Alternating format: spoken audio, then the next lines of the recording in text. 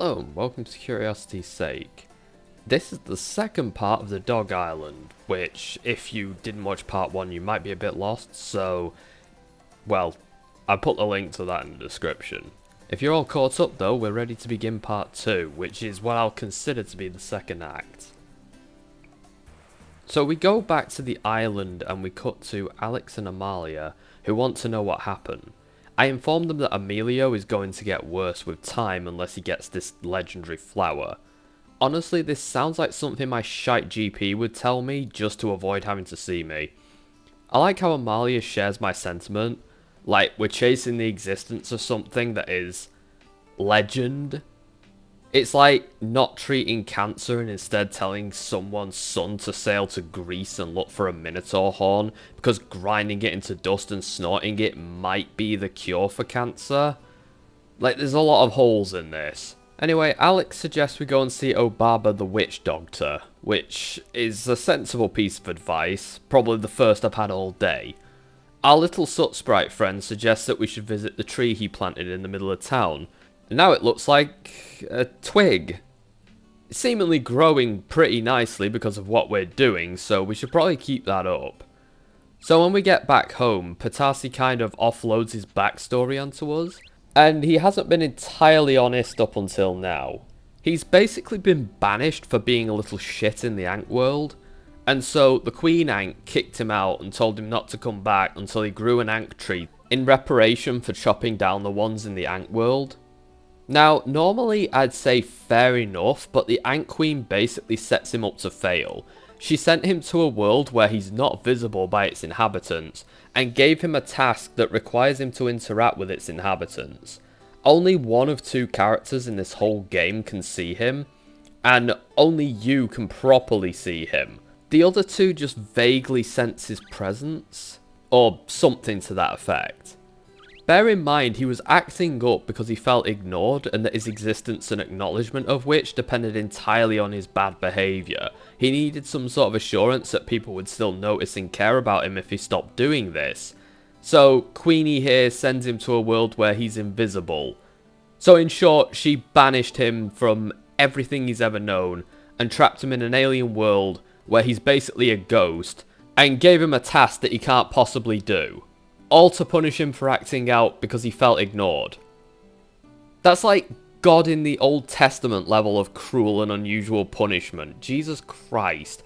We go and see Obaba about the legendary magic flower. She tells us that we need to become a legendary sniff master in order to find it.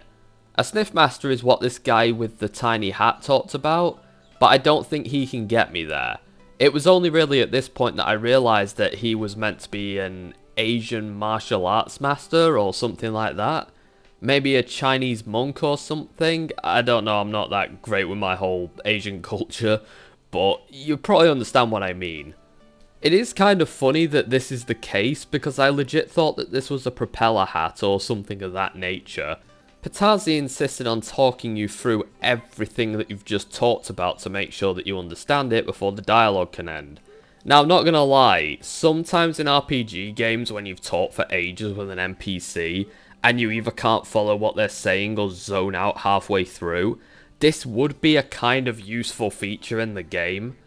It's just kind of annoying in this game, especially when I'm being quizzed on things that I just literally heard like a minute ago, when the instructions aren't really that complicated. Maybe this serves a purpose for really young players? But I don't really remember being that stupid when I was 7, never mind when this game came out in 2006. I'd beaten Final Fantasy X-2 by myself with no real assistance, so I think I could handle a game like this. Maybe a kid younger than 7 might find this useful, but 7-year-old me would have been like, yep, I totally followed everything you said. I literally beat the shit out of Chairman Drek last Christmas. I don't need a reminder. So, Yi Lu tells me that there was a point to collecting the ring fragments after all. Huzzah! Huzzah!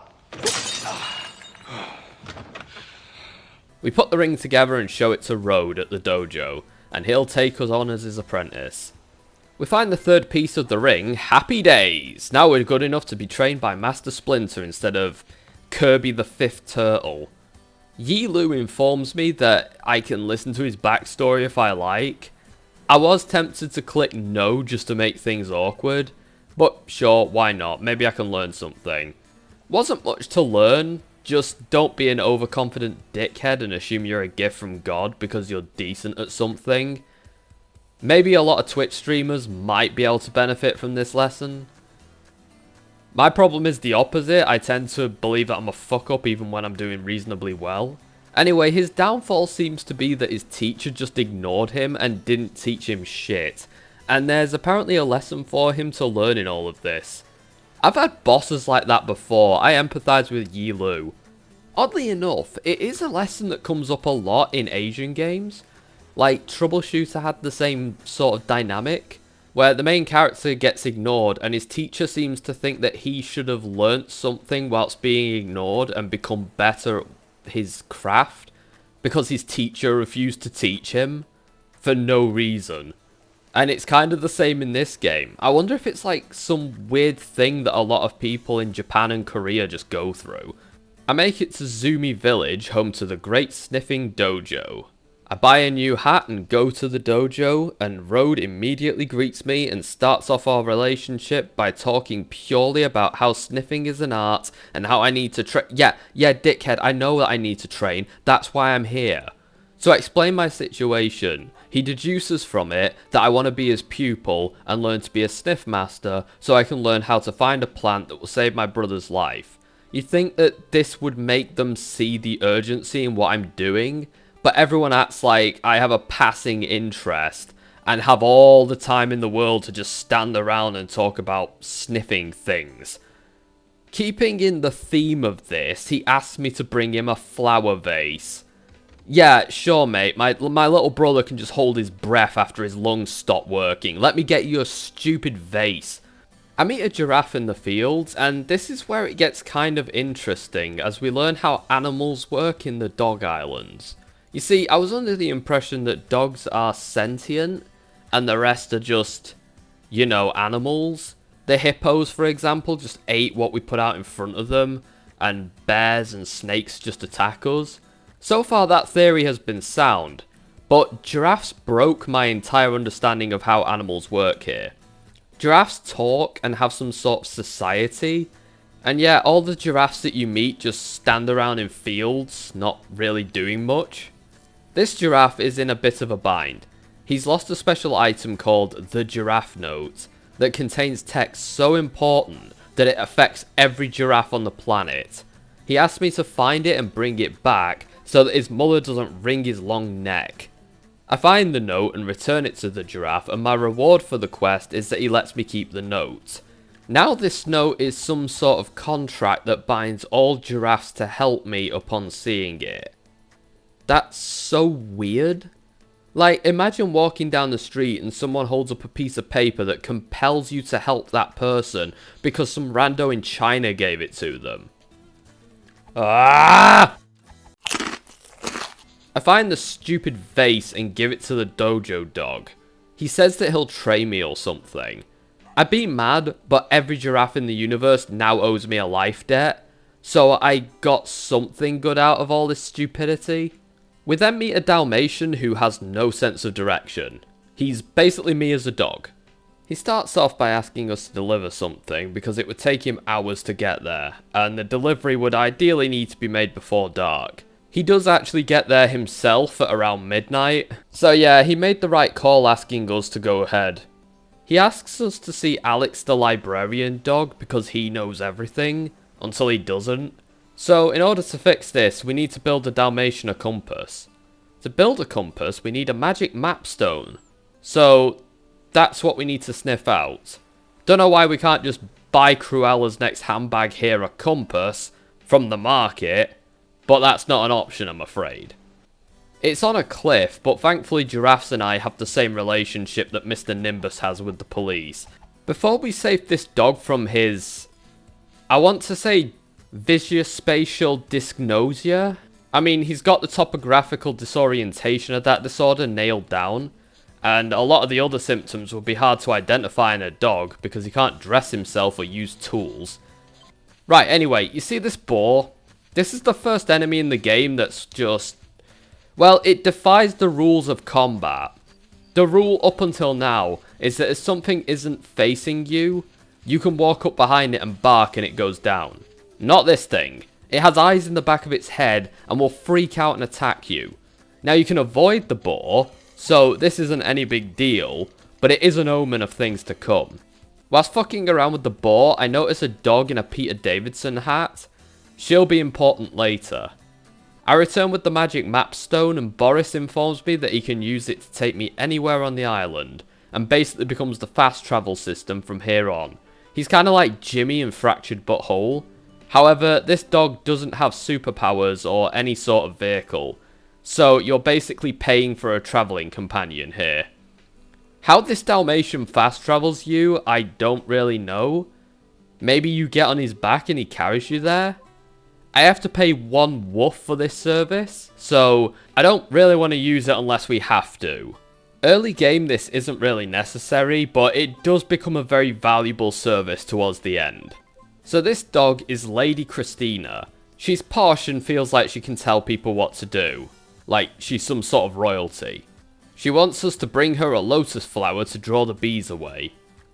I'm able to build a bridge to the lotus flower. I achieved this by putting an apple on a tree stump and then jumping on an elephant's back after it started chowing down. Whilst I'm just using this thing as a stepping stone, it does make me question, like, are elephants sentient in this universe, like giraffes and dogs? We speak to bears at one point in the game, so I guess all animals are human level sentient in this game? I don't know, I think this is just something I'll regret looking into if I go too deep into it. So let's just move on. I bring her the lotus flower and it causes the bees to attack her. I could put the lotus flower on the stump as asked, but hilariously, if you don't press the X button to advance the dialogue, she runs around in a circle for a while being chased by bees. Okay, fine, let's go save stuck-up Steph. So, now that she can go into the desert, she's decided not to go. Okay. Now I'm compelled by something to bring her to Noble or she'll blow a gasket or something. Anyway, after I have to wait for her to change out of a hat into another hat, I learn that she's royalty. A princess to be exact. Huh, dog royalty. You know, that's a thing I've come across before. I remember Ross Scott having an award for it on the game dungeon. Well, here it is again. Huzzah! Oh, huzzah. Fucking huzzah. I have to admit, I would like to see it more, especially in non-dog settings. She informs us that she's a collector of bugs and fish, and she opens the path to collecting. This is actually very useful for making money in the game, though I didn't utilize it until late game when I actually started to need money. I open my mail and Dr. Dog tells me that my brat brother is doing fine, but his condition will eventually worsen over time. So, you know, no pressure. I approach Amalia and she's having trouble with more victory dogs. I step in and they tell me that I need to prove myself to them before they'll listen to me. These guys just give me that "you want to be cool like us" vibe that you see in 90s bullies. What's kind of funny is that they don't even agree amongst themselves that this is how it should be done, and they're constantly arguing. They're in dire need of leadership, which is basically their whole dynamic. You find out that an old dog named Bill used to be their leader. We should probably ask him about what's going on. We find Bill on the beach, who is kind of like a washed up old gangster. He's retired and become a fisherman, but he does still have his Victory Gang badge, and he's willing to vouch for you, getting you in a few places. I found his badge and came back to him. He pays me for my trouble, but he says that he's not got much by way of clout with the victory dogs these days. He's kinda like a relic. We're stopped on our way in by Camus. He ain't dealing with no punk dog until you prove to him that you're better than him at hide and seek. Man, these guys are just one badass gang, I tell you.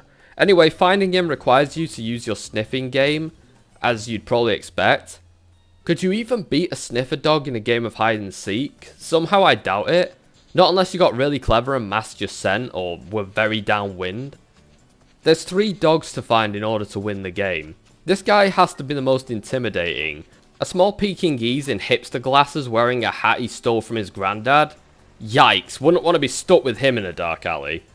Anyway, Camu admits that we're okay or something and gives you his badge. You need to collect these badges in order to combine their power and control the victory dogs.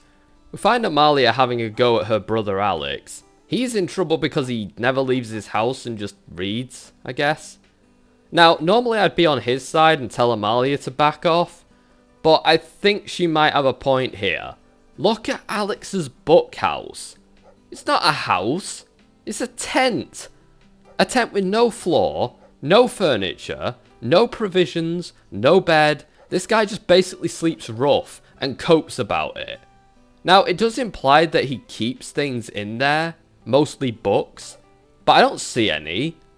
My best guess is that he has a mind palace like Sherlock, and he just sits in his book tent imagining himself in a huge library, trying to ignore the fact that he probably smells like trench foot.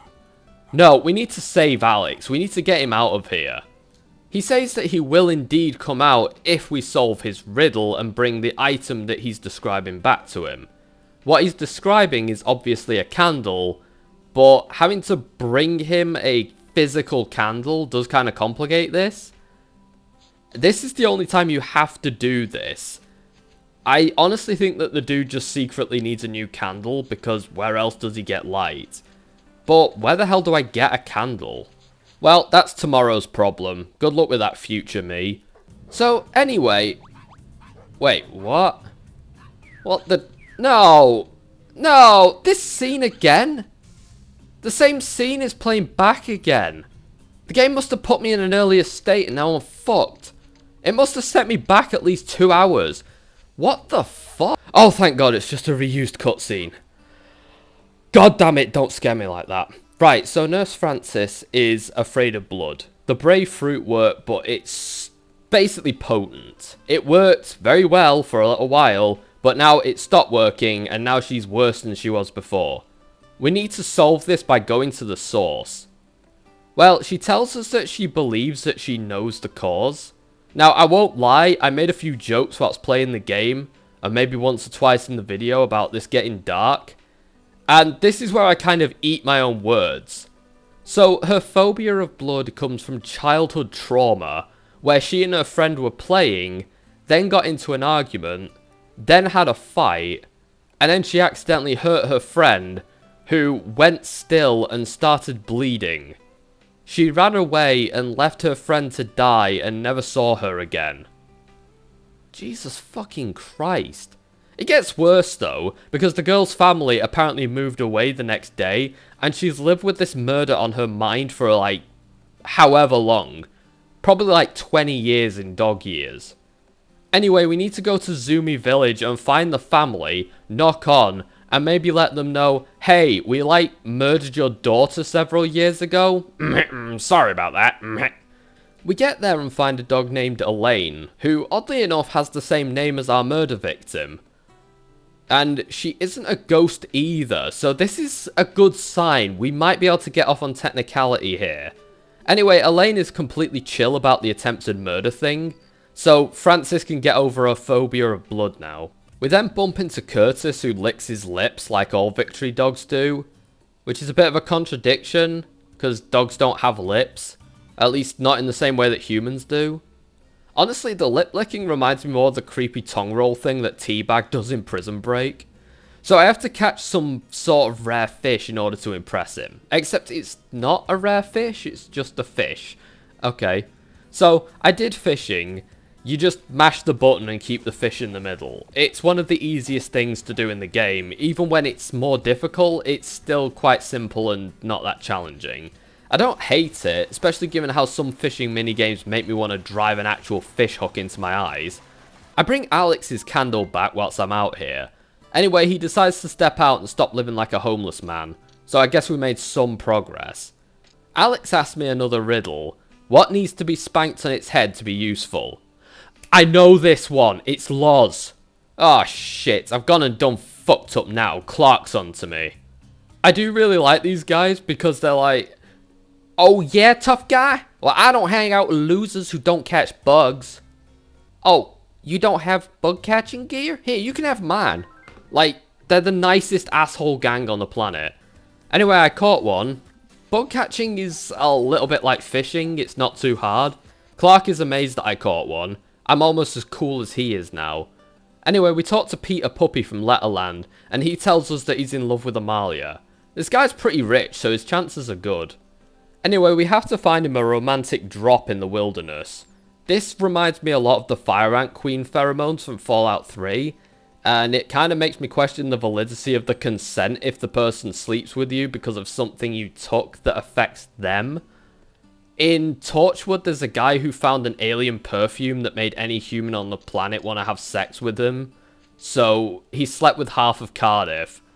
This kind of goes into that territory for me. So we enter the desert. This is where you find yourself dying from heat stroke if you don't stay hydrated at the oasis. It's not too bad of a mechanic, and I never found myself dying from heat stroke.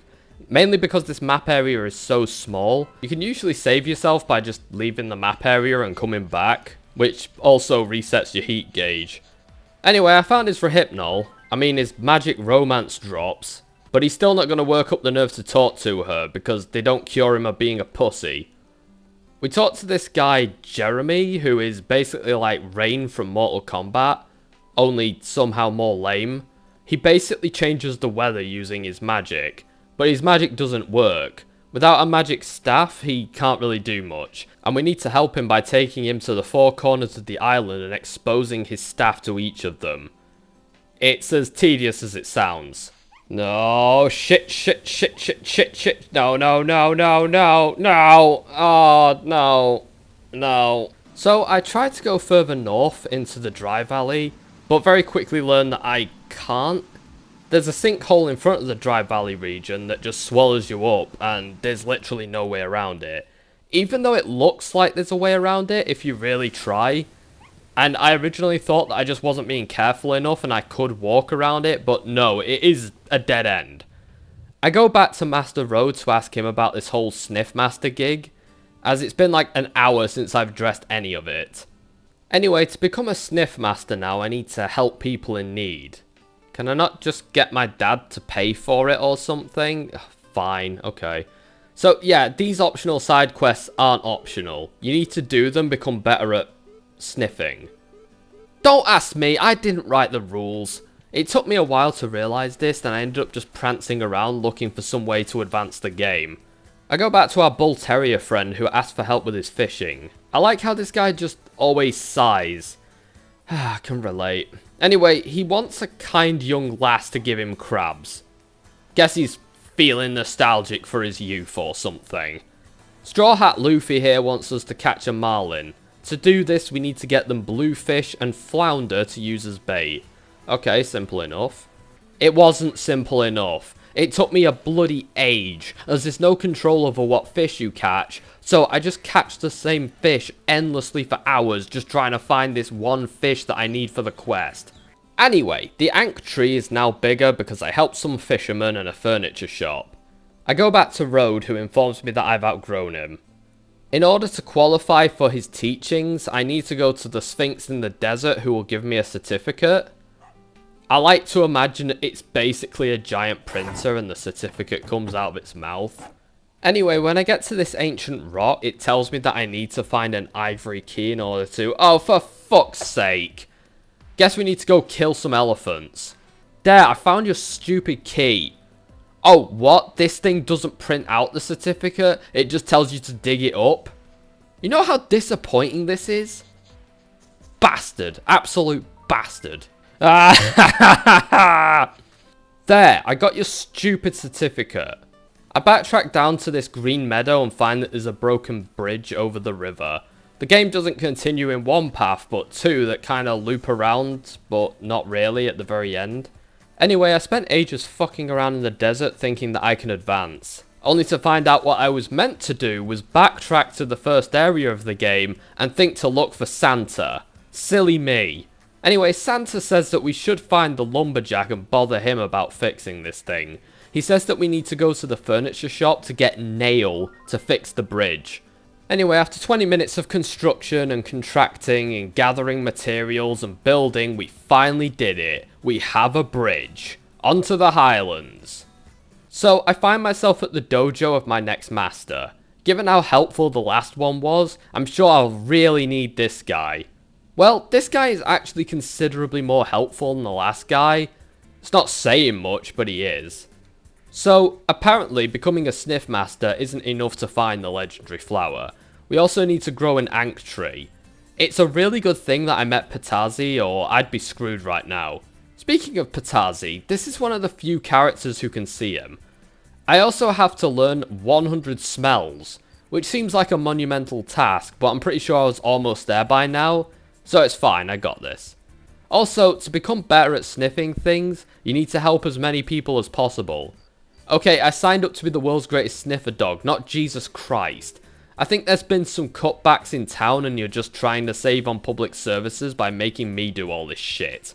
Then we need to obtain the Book of the Sniff Master, which comes in 2 parts because Harry Potter did it? I don't know. Oh, and I also need to get the Sniff Master medal. Alternatively, I could just write a letter to Mother telling her that I tried, but it was too much like hard work. Yeah, that seems like the better option right now. You need to find the Book of the Sniff Master to find the Medal of the Sniff Master, and hopefully if you're proactive, you'll find the 100 cents along the way.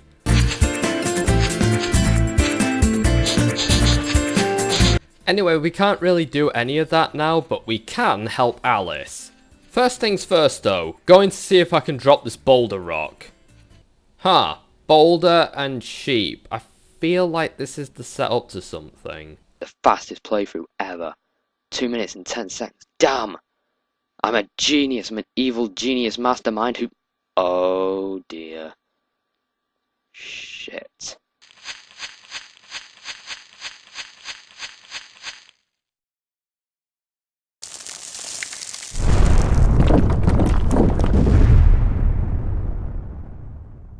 I find a gnome village called Chiro Village, which is actually the start of a big cave complex. We'll get to it later. Anyway, Alice is Prince Peter's maid, and she needs our help to cover up one of his crimes. If it involves an island and some rich guy, I'm out of here. Anyway, the prince can avoid a lesson in personal responsibility because he fucked around with one of the noble's things and broke it. I have to go to the Cave of Blunders and risk my life trying to find a replacement. This is why I hate rich people. The caves are mostly fine. The scenery is a bit dull because it's a cave, but they do their best with it. In more recent games, caves could look more significantly interesting, with lighting and intelligent level design, but this was 2006, and admittedly, the game doesn't really have many possibilities for that, so I'll give it a pass. What I won't give a pass are the bats. Yes, it's a video game, so bats are the worst thing in the world. If you go anywhere near them, they swoop down and attack you. Yes, swooping is bad. If you can't outrun them or get snagged on something or the controls fuck up, you're taking a hit. They're so overly hostile as well. They attack the second that you're in range, and there's no method of sneak attack on them that I'm aware of. I'd like to say that the worst thing in the game is the bats. Oh no. No, they're the harbinger of what's to come. I found the stupid blue rose. Yay. And damn it, these damn bats have whittled down my health to the point where they've killed me, and now I've lost all my items. I don't even get to see how a bat flies off with a pumpkin in its feet either. This is the worst day ever, and it's all the monarchy's fault. Anyway, Alice thanks me for preventing justice and gives me 2 woofs for my trouble. Yeah, lady, that's not gonna cover all of the items that I lost in the cave. Nor will it wash away the fact that I know that your prince is a thieving vandal, and I'll happily tell the Blue Rose's owner if I don't see some serious dough. Actually, nah, that's too much work, forget it, just take the stupid thing and fuck off. I got a letter from Amadio who tells me that he misses me more than he thought he would. That's kinda sweet, assuming that he doesn't want to hop into my figurative pants, because he needs to do better than that if he does. I then get a letter of assurance from Emilio telling me what a great doctor Dr. Poten is. He must be having some real influence on the boy because his handwriting is identical at this point. Emilio's birthday is coming up and he'd like my hat. Like, that style anyway. I don't know if that's a coincidence or if the game just picks the one that you wore the most. I'd probably have to do another playthrough or something in order to find out, or maybe find someone else on the planet who's played this game who isn't me, and I don't think I'll manage either anytime soon. So this is Dorothy, and she wants to stay healthy no matter how unhealthy she has to get there. I feel like Dorothy was ahead of her time. There are so many diet and health fads these days, and the deeper you get down the rabbit hole, the worse it gets. I mean, cat shit coffee is basically mainstream nowadays. I learned from this part of the game that you can actually find items before the related quest, and they just go into your quest item inventory and just stay there. This means that when you enter a new area, you can just stock up on these, and then you'll breeze through the side quest by just happening to have the super rare item in your back pocket, like a really contrived story. So this does save me quite a bit of time. Next, the furniture dog needs me to find some cork for the princess's furniture, which fortunately, I'd found some on my travels, so you just automatically give it to them and you succeed in the quest. So I do a few more quests like this and come across Santa Hat Dog again.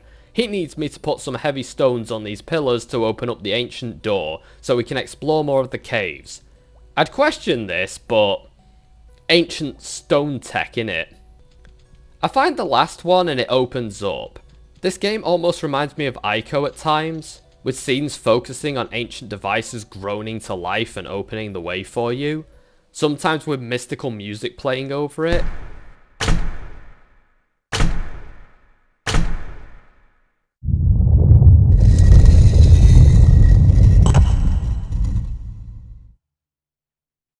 Our reward is being able to access the Snowy Plains, which is the furthest region on the left side of the island.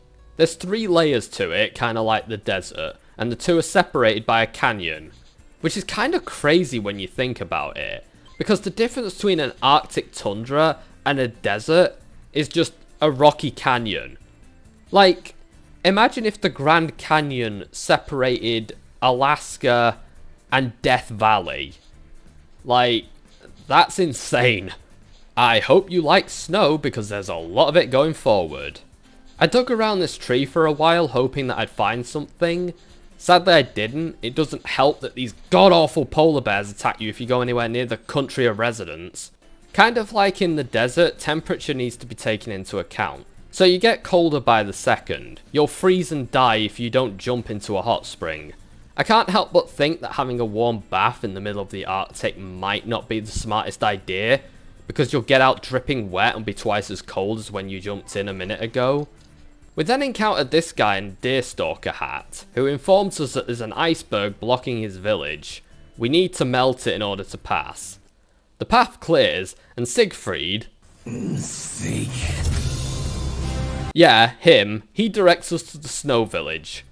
I take it aside to point out that these villages are really well named. I mean, no one's gonna mistake Snow Village. We all know which one that is. And I doubt anyone would have trouble finding it. It's in the snow. Anyway, that is what I consider to be the conclusion of the second act. Join me in part 3 where we explore the snowy tundra, fight satanic monsters, and learn the secrets of the Dog Island.